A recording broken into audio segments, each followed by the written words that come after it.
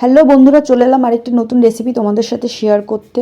তো দেখো, আজ আমি বানাবো ম্যাগি বানানোর জন্য আমি এখানে 2 প্যাকেট ম্যাগি নিয়ে নিয়েছি। আর এরপর আমি কড়াটা গরম করতে বসিয়ে দিলাম।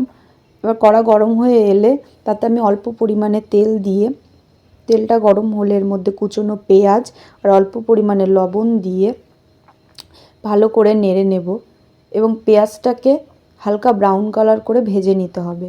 দেখো, পেঁয়াজটা আমার ভাজা হয়ে গেছে। পেঁয়াজটা ভাজা হওয়ার পর এর মধ্যে আমি একটা ডিম দিয়ে দিলাম।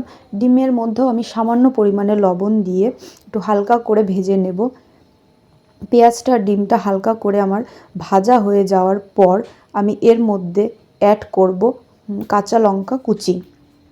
আর আমি স্পাইসি ম্যাগি পছন্দ করি, এর জন্য আমি এর মধ্যে 3টে কাঁচা লঙ্কা কুচি দিয়েছি।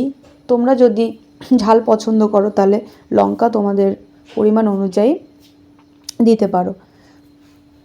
তো দেখো, এরপর আমার লঙ্কা, ডিম আর পেঁয়াজটা হালকা ভাজা হয়ে এলে এর মধ্যে আমি জল দিয়ে দিলাম।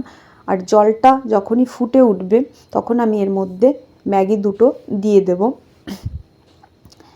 এরপর আমি এটাকে ভালো করে নেড়ে নেব এবং যতক্ষণ অবধি ফুটে না উঠছে আর ম্যাগিটা সেদ্ধ না হচ্ছে ততক্ষণ আমি এটাকে ফুটতে দিয়ে দেব।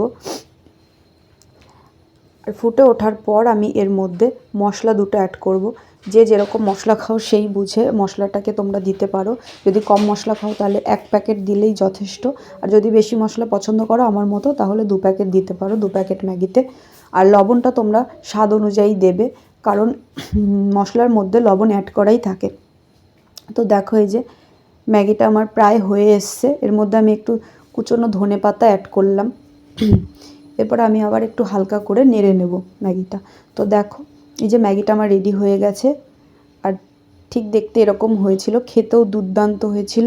ভিডিওটি যদি ভালো লাগে লাইক, কমেন্ট এবং শেয়ার আর সাবস্ক্রাইব করে দিও। বাই।